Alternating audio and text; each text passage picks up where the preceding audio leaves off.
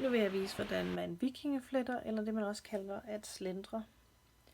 Jeg har taget til den allerførste fletning her, som er den mest simple, der har taget 3 forskellige farver. Og nu har jeg bare taget nogle korte snore her, men normalt så vil jeg egentlig tage og strække armene ud til siden, og så vil jeg måle fra den ene fingerspids og helt over til den anden. For så får jeg et godt langt stykke, som er nemt at flette af. Når jeg har målt mit garn op, så samler jeg dem i en knude her. Hvis jeg sidder ved et bord, så kan jeg sætte snoren rundt om bordbenet, og ellers så kan jeg måske bruge en anden krog eller et eller andet at sætte det i. Og mit bordben, så vil jeg sætte det fast således. Jeg tager altså snoren her, og så tager jeg den rundt om.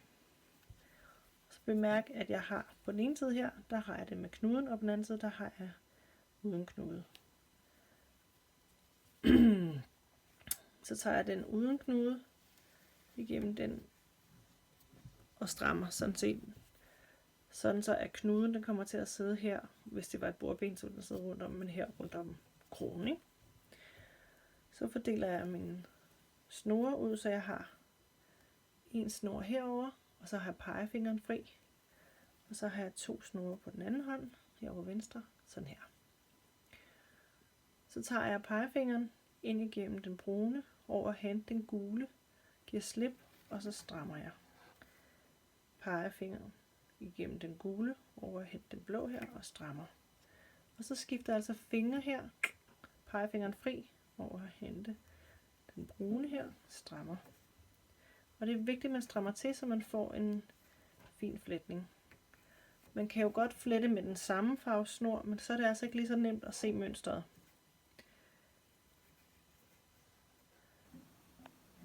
Og så kører man bare.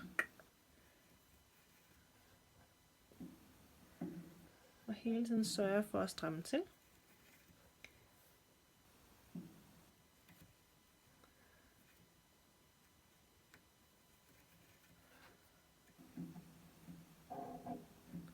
Så får jeg sådan en rund fletning.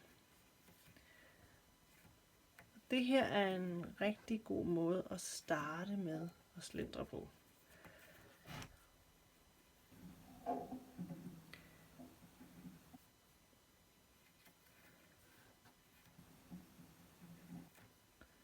Og når jeg synes, at jeg enten når til enden, eller også har fået den længde, jeg gerne vil have, det kan jo være, at jeg vil lave et armbånd, så skal det ikke være så langt. Så binder jeg en knude.